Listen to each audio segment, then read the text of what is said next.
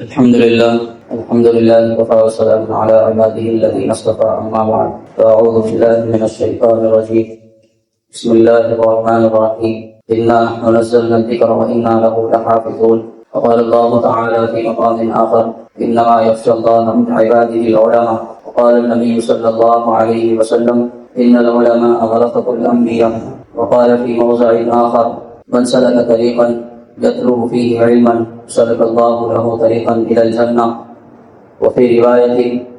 وإن الملائكة لتضع أجنحتها صدق الله العظيم وبلغنا رسوله النبي الكريم ونحن على ذلك لمن الشاهدين والشاكرين. محترم دوستوں، اللہ تبارک و تعالیٰ نے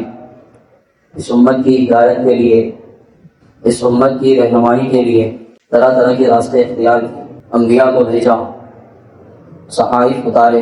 قرآن کریم نازل کیا، اور بھی بہت سارے طریقے اللہ تبارک و تعالیٰ نے لوگوں کی ہدایت کے لیے اختیار کیے. انبیاء کا سلسلہ چلتا رہا. سب سے اخیر میں ہمارے اور آپ کے آقا جناب نبی کریم صلی اللہ علیہ وسلم اس دنیا میں تشریف لائے. اللہ تبارک و تعالیٰ نے ان کے اوپر قرآن مجید نازل کیا. قرآن مجید کیا ہے؟ قرآن اس کا جواب خود دیتا ہے، ہدی للناس، کہ وہ لوگوں کو ہدایت دینے والا ہے. ان ھذا القرآن یہدی للتی ہی اقوم، کہ قرآن مجید ہدایت دیتا ہے لوگوں کو. قرآن مجید کے اندر اگر ہم غور کریں تو خود ہم کو یہ بات سمجھ آئے گی کہ اللہ تبارک و تعالیٰ نے اتنا بڑا نظام، اتنا بڑا سلسلہ کیوں چلایا، چاہے وہ انبیاء کا سلسلہ ہو یا اس پورے دنیا کے نظام کا سلسلہ ہو، یا اسی طریقے سے کتابیں، صحیفے اور پیغامات بھیجنے کا سلسلہ ہو. قرآن مجید کے اندر اگر غور کریں گے تو ہم کو یہ بات سمجھ آئے گی کہ اللہ تبارک و تعالیٰ نے یہ پورا سلسلہ صرف اور صرف اپنی معرفت کے لیے بنا، کہ اس دھرتی کے لوگ، اس کائنات کے لوگ رب کائنات کی معرفت کو حاصل کریں، اللہ تبارک و تعالیٰ کی ذات کو پہچانیں کہ اللہ تبارک و تعالیٰ نے یہ نظام کیوں بنایا، ہم کو کیوں پیدا کیا، ہمارے اس دنیا میں آنے کا مقصد کیا ہے. یہ ساری چیزیں قرآن کے اندر موجود ہیں. احادیث کے ذریعے اللہ کے نبی صلی اللہ علیہ وسلم نے ہم کو بتلائی. انبیاء کرام علیہ السلام کے سلسلے کے ختم ہونے کے بعد اللہ تبارک و تعالیٰ کی طرف سے دی گئی جو ذمہ داری تھی وہ صحابہ کے اوپر آئی. صحابہ نے اس ذمہ داری کو پوری امانت کے ساتھ سنبھالا اور پوری امانت داری کے ساتھ اسے آگے پہنچانے کی فکر کی. صحابہ کے بعد تابعین نے، تابعین کے بعد تبع تابعین نے، تبع تابعین کے بعد اولیاء اللہ، مجتہدین، فقہاء اور محدثین نے اس چیز کو سنبھالا اور اس ذمہ داری کو سنبھال کر آگے لوگوں تک پہنچانے کی فکر کی. قرآن مجید آپ صلی اللہ علیہ وسلم پر جو نازل ہوا ہے وہ ایک مرتبہ میں نازل نہیں ہوا، دھیرے دھیرے تھوڑا تھوڑا کر کے آپ صلی اللہ علیہ وسلم پر قرآن مجید کو نازل کیا. وقت ضرورت جب بھی مسائل کی یا پھر کسی چیز کی ضرورت پڑتی تھی اللہ تبارک و تعالیٰ احکامات نازل کرتے تھے، قرآن کی آیتیں نازل کرتے تھے. وقت ضرورت دھیرے دھیرے قرآن اترتا گیا اور پھر اس کی تکمیل آپ صلی اللہ علیہ وسلم پر ہو گئی. آپ صلی اللہ علیہ وسلم کے صحابہ نے آپ کے حکم سے اس کو جمع کیا، لکھا، تحریری شکل میں، حفظ کی شکل میں یاد کیا اور اس کو جمع کر کے آگے آنے والی نسلوں تک پہنچانے کی فکر کی. تو ان سارے نظاموں سے، ان ساری ترتیبوں سے ایک ہی چیز سمجھ میں آتی ہے کہ اللہ تبارک و تعالیٰ کا جو پیغام ہے وہ لوگوں تک پہنچے. اللہ تبارک و تعالیٰ کا پیغام پورے ہوئے زمین پر بلند، اللہ تبارک و تعالیٰ کے بھیجے ہوئے، اتارے گئے، نازل کیے گئے احکامات کو ہر انسان جان لے. ہر انسان کے لیے اللہ تبارک و تعالیٰ کا دین، اللہ تبارک و تعالیٰ کا دین اور اللہ تبارک و تعالیٰ کی شریعت، یا اللہ تبارک و تعالیٰ کے جو احکامات ہیں یہ صرف مسلمانوں کے لیے نازل نہیں کیے گئے تھے بلکہ یہ ساری انسانیت کے لیے نازل کیے گئے، ساری انسانیت کی ہدایت کے لیے اور ساری انسانیت کے لیے اس لیے نازل کیے گئے تھے کہ پوری کی پوری انسانیت اس بات کو سمجھ لے کہ ہمارے اس دنیا میں آنے کا مقصد کیا ہے. اور افسوس کی بات تو یہ ہے کہ ہم اس مقصد کو بھلا بیٹھے. آج اگر ہم دیکھیں تو نو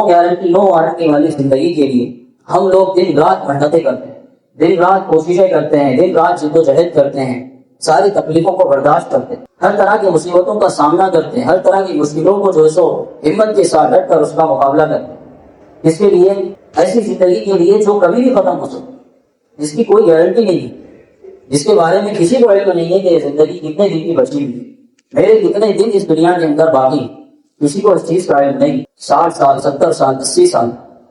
زیادہ سے زیادہ 90-100 سال. اس سے زیادہ تو آج کسی انسان کی زندگی نہیں. تو اتنی سی زندگی کے لیے ہم لوگ نہ دن دیکھتے ہیں، نہ رات دیکھتے ہیں، نہ بارش دیکھتے ہیں، نہ دھوپ دیکھتے ہیں، نہ سردی دیکھتے ہیں، کوئی موسم نہیں دیکھتے اور وقت نہیں دیکھتے، موقع محل نہیں دیکھتے، بلکہ یہ سوچتے ہیں کہ میری محنت اور بڑھے، میری جو کھیتی باڑی ہے اس کے اوپر میری محنت اور مزید بڑھے تاکہ مجھے اور زیادہ منافع حاصل ہو، تاکہ میری زندگی گزارنا میرے لیے آسان. حالانکہ اس زندگی کا کوئی بھروسہ نہیں، کبھی بھی ختم ہو سکتا. اور آخرت کی جو زندگی ہے، لامحدود زندگی، جس کا کوئی اینڈ نہیں ہے، جس کی کوئی انتہا نہیں، جو کبھی ختم نہیں ہونے والی زندگی، اور اس کے لیے ہم لوگ کتنا وقت نکالتے ہیں. ہم لوگ اس کے لیے مشکل سے 1 سے 2 گھنٹے نکالتے ہیں. کچھ لوگ ہفتے میں 1 دن نکالتے ہیں جمعہ، کچھ لوگ سال میں 1 دن نکالتے ہیں عید کا، اور کچھ لوگ تو وہ وقت بھی نہیں نکالتے. دوسرے لوگوں کو ان کے لیے وقت نکال کے نماز جنازہ پڑھنی پڑتی. تو جو لامحدود زندگی ہے اس کے لیے ہماری یہ کوشش ہے. اللہ تبارک و تعالیٰ نے قرآن مجید سارے انسانیت کے لیے نازل کیا. اس روئے زمین پر بسنے والے ہر ایک انسان کے لیے نازل. جو بھی شخص اس دھرتی پر پیدا ہوگا قرآن کریم کے احکامات اس کے اوپر لاگو ہوں گے. قرآن کریم کے اندر جو مسائل، جو عقائد اور جو چیزیں اللہ تبارک و تعالیٰ کی طرف سے نازل کی گئی ہے وہ ساری کی ساری اس پیدا ہونے والے انسان پر لاگو ہو. لیکن آج ہم نے اپنے ذہن کو تنگ بنا کر یہ سمجھ لیا ہے کہ یہ جو ساری چیزیں ہیں، قرآن پڑھنا ہو، نماز پڑھنا ہو، یہ دیندار لوگوں کا کام یا پھر علماء اکرام کا کام، اماموں کا کام، جو مدارس کے اندر بیٹھے ہوئے ہیں ان کا کام. آج مسلمان کا یہ حال ہے. اللہ تبارک و تعالیٰ کو ہماری ضرورت نہیں ہے، چاہے قرآن کی حفاظت کے لیے ہو یا اپنی فرما برداری کے لیے ہو، نماز کے لیے ہو یا دیگر احکامات کے لیے. اللہ تبارک و تعالیٰ کو کسی کی ضرورت نہیں. اللہ تبارک و تعالیٰ خود اپنے دین کے محافظ ہے. اللہ تبارک و تعالیٰ نے قرآن مجید کے اندر خود اعلان فرما دیا اِنَّا نَحْنُ نَزَّلْنَا الذِّكْرَ وَإِنَّا لَهُ لَحَافِظُونَ، کہ ہم نے یہ قرآن مجید کو نازل کی اور ہم ہی اس کی حفاظت کرنے والے. اب اللہ تبارک و تعالیٰ کا نظام کیا ہے کہ کس طریقے سے اللہ تبارک و تعالیٰ اپنے دین کی اور اپنے قرآن کی جو ہے سو اپنے کلام پاک کی حفاظت کرتے ہیں. اس کا نظام اللہ تبارک و تعالیٰ نے بنتی دنیا سے لے کر بھی بنا دیا. سب سے پہلے انبیاء کرام نے اس ذمہ داری کو سنبھالا، اس کے بعد صحابہ نے سنبھالا، پھر تابعین نے، تبع تابعین نے، اسی طریقے سے سنبھالتے جو سو یہ دین ہم تک پہنچا، یہ کلام پاک ہم تک پہنچا. قرآن مجید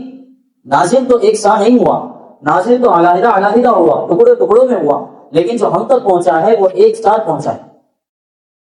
اس کی ترتیب اللہ تبارک و تعالیٰ نے اپنے غیبی خزانے سے ایسی بنائی کہ آپ صلی اللہ علیہ وسلم کے بعد جو سب سے پہلے خلیفہ بنے حضرت ابوبکر صدیق رضی اللہ تعالیٰ عنہ. حضرت ابوبکر صدیق رضی اللہ تعالیٰ عنہ نے آپ صلی اللہ علیہ وسلم کی وفات کے بعد جنگ یمامہ کا ایک نظام بنایا، اور وہ جو نظام تھا اللہ کے نبی صلی اللہ علیہ وسلم نے اپنی حیات میں ہی بنایا. لیکن وہ لشکر روانہ کرنے سے پہلے آپ صلی اللہ علیہ وسلم اس دنیا سے چلے گئے، اس دنیا سے پردہ فرما گئے. حضرت ابوبکر صدیق رضی اللہ عنہ نے آپ کی وفات کے بعد، آپ کے دنیا سے رحلت فرمانے کے بعد سب سے پہلے یہی کام کہ اللہ کے نبی صلی اللہ علیہ وسلم کا جو بچا ہوا ادھورا کام تھا اس کی تکمیل کی جائے جنگ یمامہ کے لیے. اور یہ لشکر روانہ ہوا تھا. یمامہ ایک علاقہ ہے وہاں پر جہاں پر مسلمہ ابن کذاب رہتا تھا، جس نے آپ صلی اللہ علیہ وسلم کے حیات کے اندر ہی نبوت کا دعویٰ دیا. آپ صلی اللہ علیہ وسلم جب دنیا کے اندر موجود ہے، خود نبی آخر الزمان ہے، ساری انسانیت ان کو نبی آخر الزمان تسلیم کر رہی ہے. اسی وقت جو ہے سو اس کذاب نے جو ہے سو نبوت کا دعویٰ کیا. تو اس کے مقابلے کے لیے حضرت ابوبکر صدیق رضی اللہ عنہ نے اس لشکر کو روانہ کیا، اور اس کی تعداد کتابوں کے اندر لکھی ہوئی ہے کہ 1200 لوگ اس کے اندر موجود تھے، 1200 صحابہ، یا اس کے کم و بیش 1200 کی تعداد روایت کے اندر ملتی ہے کہ 1200 صحابہ اس لشکر کے اندر موجود تھے جو مسلمہ ابن کذاب سے لڑنے کے لیے گئے تھے. لیکن بدقسمتی سے یہ سارے کے سارے صحابہ اللہ پاک کے دین کے لیے، اللہ کے نبی صلی اللہ علیہ وسلم کے حکم کی تعمیل کے لیے انہوں نے جامع شہادت نوش کر، اور اس کے اندر تقریباً 600 یا 700 حفاظ اکرام موجود تھے جو قرآن کا علم جانتے تھے، جنہوں نے قرآن کو اپنے سینوں کے اندر محفوظ کیا ہوا تھا، جو قرآن کی تعلیمات سے جو ہے سو آراستہ تھا.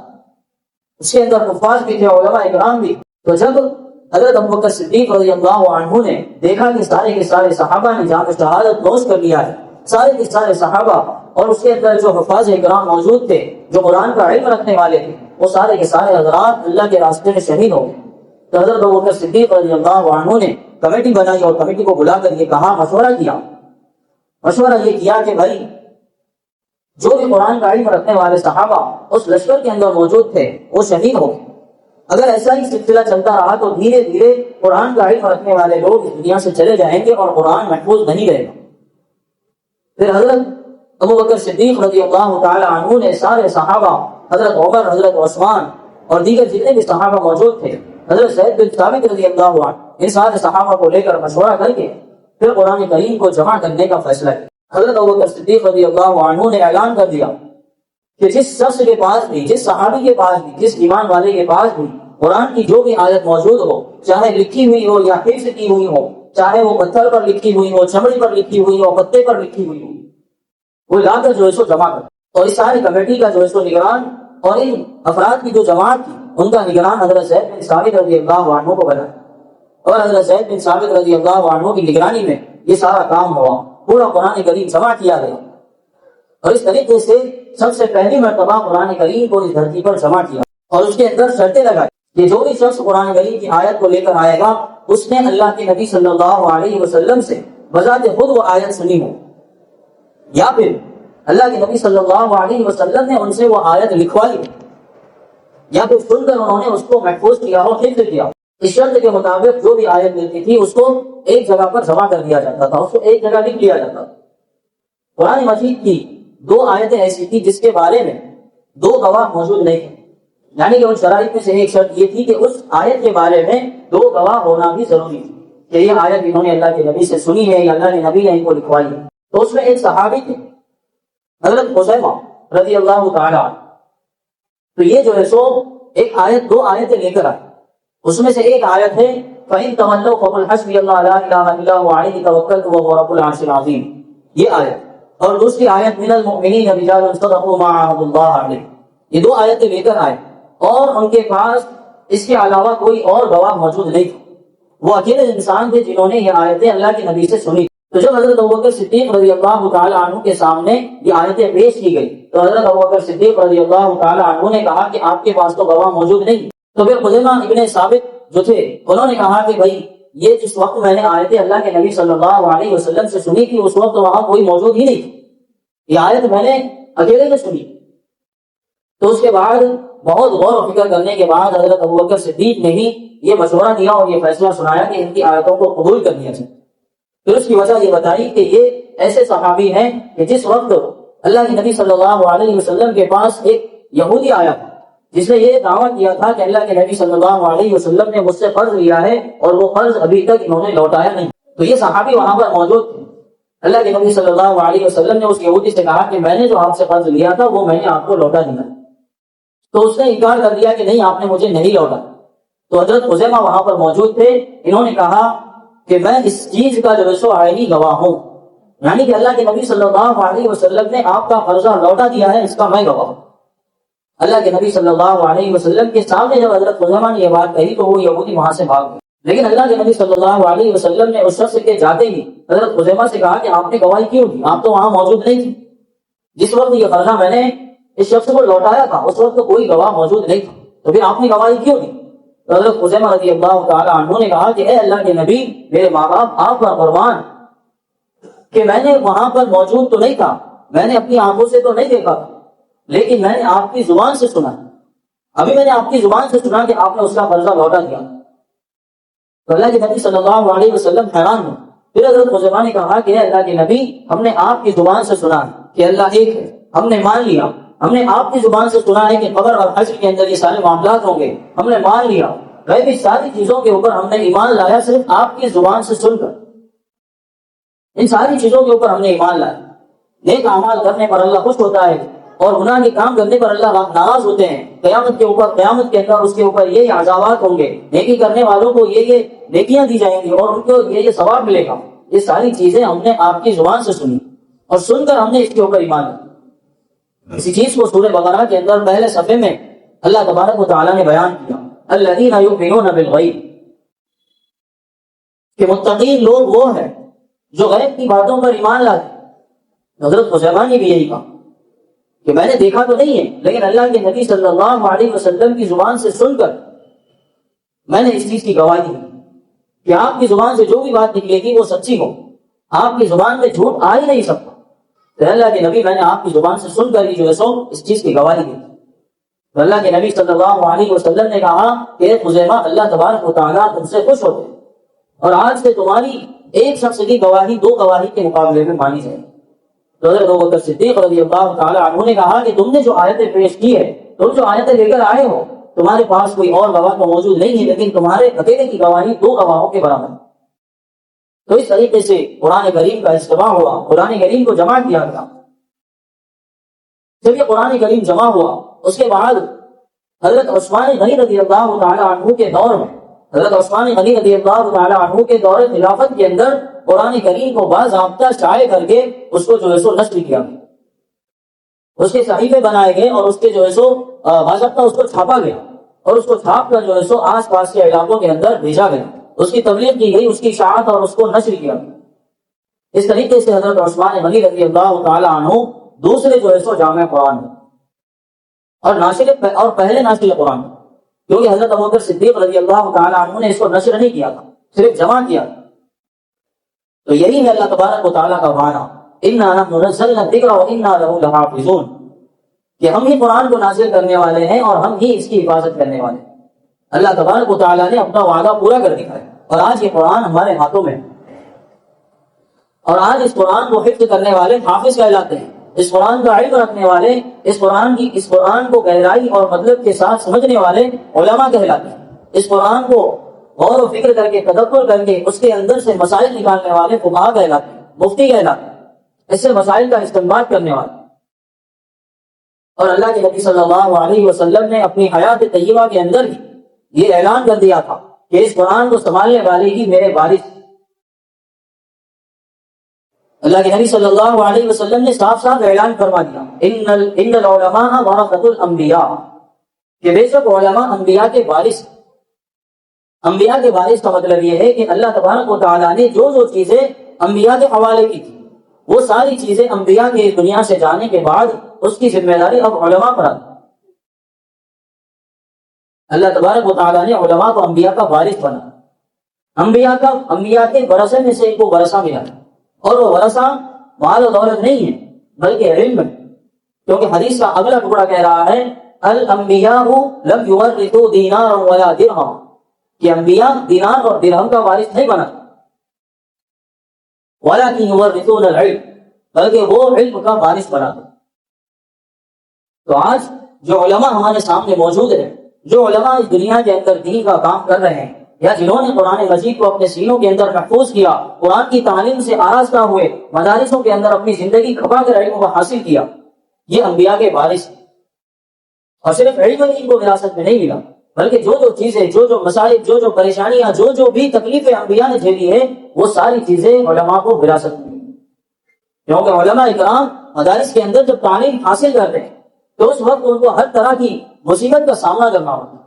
ان کو ایسی قربانیاں دینی پڑتی ہے جس کا ہم تصور بھی نہیں کر سکتے۔ آج اگر ہم دیکھیں تو اپنے بچوں کے بارے میں، اپنے بچوں کے فیوچر کے بارے میں، ان کے مستقبل کو روشن بنانے کے بارے میں ہم یہ سوچتے ہیں کہ میرے بچے کو میں ڈاکٹر بناؤں گا، انجینئر بناؤں گا اور کلیکٹر بناؤں گا، پولیس والا بناؤں گا، فلاں ڈھنگ کا پتہ نہیں کیا کیا بناؤں گا۔ لیکن ایک بات دل پہ ہاتھ رکھ کر بتائیں، یہ چیز نہ قبر میں ہمارے کام آئے گی، نہ حشر میں ہمارے کام آئے گی۔ خدا نہ خواستہ اگر ہم میں سے کسی کا انتقال ہو جاتا ہے، کسی کے باپ کا انتقال ہو جاتا ہے، تو ہم کسی کالج میں فون نہیں کرتے، کسی اسکول والے کو فون نہیں کرتے کہ اپنے اسکول کے اسٹوڈنٹس کو بھیجیے تاکہ وہاں پر جو کتاب پڑھائی جاتی ہے وہ میرے باپ کی میت پر پڑھی جائے،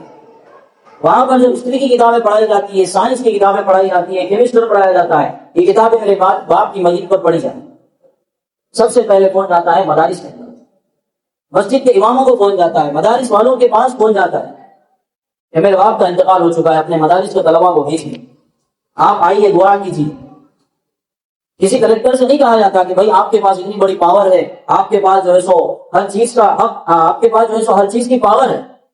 آپ کے ایک فیصلے سے ساری چیزیں تبدیل ہو جاتی ہیں، تو لہٰذا آپ آئیے اور میرے باپ کا جنازہ پڑھو۔ کسی کلیکٹر کو، کسی پروفیسر کو نہیں بلایا، بلکہ عالم دین کو بلایا۔ کیوں؟ اس لیے کہ ہم کو بھی پتا ہے کہ یہ چیز مرنے کے بعد کام میں نہیں آنے والی۔ اگر ہم سے کہا جائے کہ بھائی اپنے بچوں کو مدارس کے اندر داخل کراؤ، اپنے بچوں کو دین کی تعلیم دو، تو ہم اس کا جو ہے سو باضابطہ طریقے سے غور و فکر کرتے ہیں، اس کے اندر سوچ میں پڑ جاتے ہیں اور پتہ نہیں کیا کیا سوچ لیتے ہیں کہ بھائی اگر میرے بچے کو میں دین کی تعلیم دوں گا تو اس کی تنخواہ کتنی ہوگی، وہ کھائے گا کہاں سے، اس کا پیٹ کیسے بھرے گا، اس کی زندگی کتنی مشکلات سے گزرے گی۔ اللہ تبارک و تعالیٰ نے علماء اکرام کو جو عزت دی ہے وہ کسی اور کو نہیں۔ اگر ہم اپنی نمازوں کا ہی جائزہ لیں، نماز کی مثال کو لے لیں کہ جہاں پر امام کھڑا ہوتا ہے نہ اس کے برابر میں کوئی ہوتا ہے نہ اس سے آگے کوئی ہوتا ہے۔ جہاں پر امام کھڑا ہوتا ہے اس کے آگے کوئی ہوتا ہے نہ اس کے برابر میں کوئی ہوتا ہے۔ اگر برابر میں کیا جائے گا تو اس کی نماز ٹوٹ جاتی ہے۔ ایک چھوٹا سا مسئلہ ہے جو علماء کو آگے رکھے بغیر حل نہیں ہو سکتا، ہماری نماز مکمل نہیں ہو سکتی۔ جو اس کے پیچھے رہے گا اس کی نماز ہو جائے گی، اور جو اس کے سامنے آ جائے گا اس کی نماز پڑھی جائے گی، کیونکہ جو علماء کے آگے نکل جاتا ہے وہ میت کہلاتا ہے۔ علماء کے آگے جو نکل جاتا ہے وہ میت کہلاتا ہے۔ علماء کے آگے نماز کے اندر صرف وہی شخص ہوتا ہے جس کے جسم سے روح نکل جاتی ہے۔ اور آج علماء کی اتنی جو ہے سو توہین کی جاتی ہے، اتنی بے قدری کی جاتی ہے کہ ہم کتابوں کے اندر اگر پڑھیں تو ایسی کئی ساری مثالیں ہم کو مل جائیں گی، ایسے کئی سارے واقعات مل جائیں گے جو علماء کی توہین پر دنیا کے اندر اللہ تبارک و تعالیٰ نے ان کو عذاب کے اندر مبتلا کر نغد سزا دے دی۔ اللہ کے نبی کی حدیث ہے، بلکہ حدیث قدسی ہے، من عاد لی ولیا فقد آذنته بالحرب۔ اس حدیث کے ذیل کے اندر کئی سارے واقعات لکھے ہوئے ہیں۔ مولانا مناصر احسن گیلانی رحمۃ اللہ علیہ ایک جگہ اپنا واقعہ ذکر کرتے ہیں کہ وہ سفر پر جا رہے تھے، راستے میں وہ کہیں پر رکے ہوٹل پر چائے وغیرہ پینے کے لیے، مختصر ناشتہ کرنے کے لیے۔ تو وہ چارپائی پر ہوٹل پر بیٹھے تو وہاں پر ان کے پیچھے ایک شخص بیٹھا ہوا تھا۔ تو کچھ دیر یہ لوگ بیٹھے، چائے کا آرڈر دے دیا اور انتظار میں بیٹھے۔ اچانک وہ شخص جو ہے سو روڈ کی طرف رک کر کے بھونکنے لگا، پھر بھونک کر جو ہے سو پھر اپنی جگہ پر آ کر واپس بیٹھ گئے۔ پھر تھوڑی دیر کے بعد اٹھا اور پھر بھونکا اور پھر آ کر بیٹھ گیا۔ تقریباً 3-4 دفعہ ایسے ہی اس نے حرکت کی۔ تو یہ لوگ پریشان ہو گئے کہ بھائی اس کا دماغی توازن ٹھیک نہیں ہے۔ اور پھر اس شخص کے جانے کے بعد انہوں نے جو ہے سو اس چائے والے کپڑی والے سے پوچھا کہ بھائی اس کا مسئلہ کیا یہ پاگل ہے، اس کا دماغی جو ہے سو توازن ٹھیک نہیں۔ تو پھر اس شخص نے کہا کہ بھائی آپ لوگوں کے حلیے سے دیکھ کر لگتا ہے کہ آپ لوگ مولانا ہیں، آپ لوگ جو ہے سو علماء ہیں۔ تو انہوں نے کہا کہ ہاں بھائی ہم لوگ مولوی لوگ۔ تو اس شخص نے اس شخص کا واقعہ سنایا جو روڈ کی طرف دیکھ کر بھونک رہا تھا کہ جس وقت ہندوستان کی آزادی کی تحریکیں چل رہی اس وقت مولانا مدنی رحمۃ اللہ علیہ یہ ان کے خلاف جو ہے سو اپنی زبان کا غلط استعمال کرتا، یہاں تک کہ وہ ایک دفعہ کسی جلسے کے اندر آئے تو یہ شخص بھی وہاں پر موجود تھا، اور انہوں نے جب اپنی تقریر شروع کی تو یہ شخص پیچھے سے کھڑے ہو کر بولنے لگا کہ کیا کتے کی طرح بھونک رہا،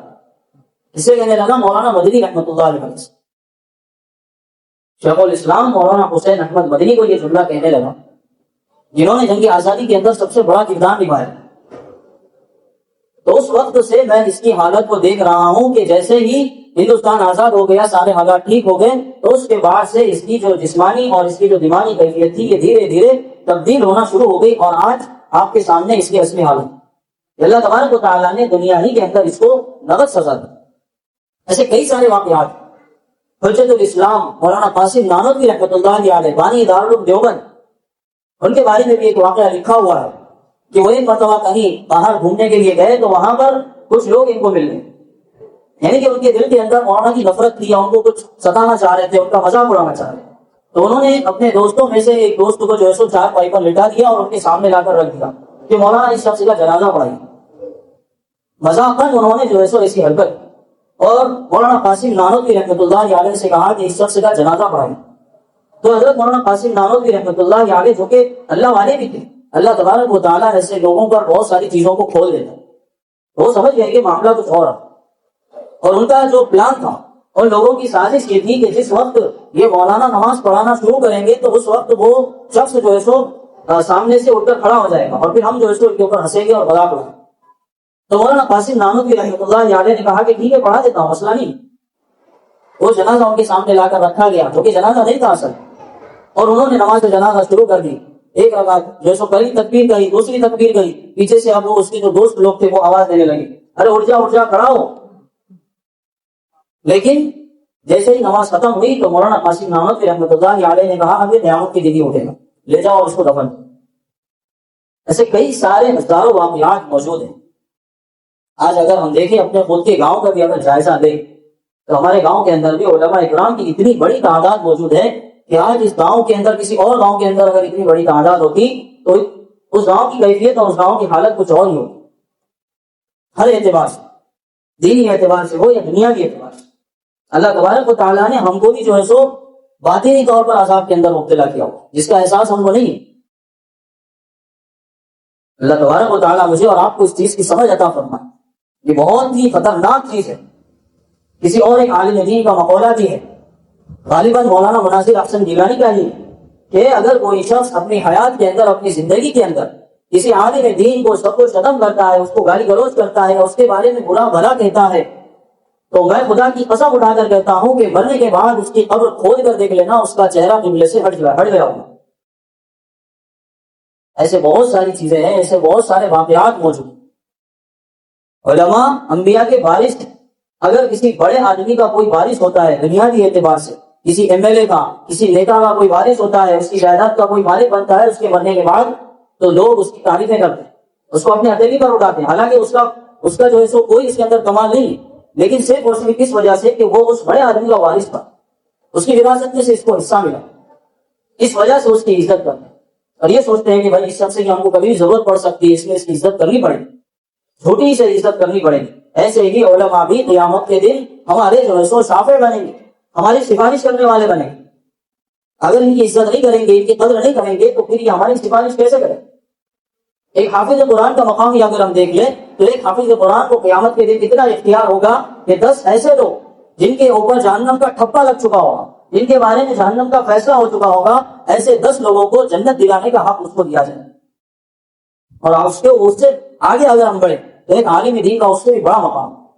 کہ اس کو 7 خاندانوں کو جو ہے سو جنت میں لے جانے کا حق، اور اس کے اوپر اگر آئے مفتی ہو، فقیہ ہو، تو اس طریقے سے مرتبے بڑھتے جائیں گے، بڑھتے جائیں۔ حدیث پاک کے اندر ہے فقیہ واحد اشد علی الشیطان من الف عابد، کہ ایک فقیہ، ایک علم دین کا، ایک مسائل کا سمجھ رکھنے والا شیطان کے اوپر 1000 عابدوں سے زیادہ طاقت، 1000 عابدوں سے زیادہ پاور۔ عابد یعنی اللہ تبارک و تعالیٰ کی عبادت کرنے والا، اس سے بھی زیادہ پاورفل ہے، اس سے زیادہ اس کو تقویت حاصل۔ آج ہم علماء دین کی قدر نہیں کرتے، اس وقت سے ہم کو ڈرنا ہوگا کہ کہیں اللہ تبارک و تعالیٰ ہمارا بھی حشر دنیا کے اندر ایسا نہ کرے۔ اللہ تبارک و تعالیٰ ان ساری چیزوں سے ہماری حفاظت فرمائے، ہم سب کو علم دین کی، علماء دین کی قدر نصیب فرمائے۔ آمین۔ وآخر دعوانا الحمدللہ رب العالمین۔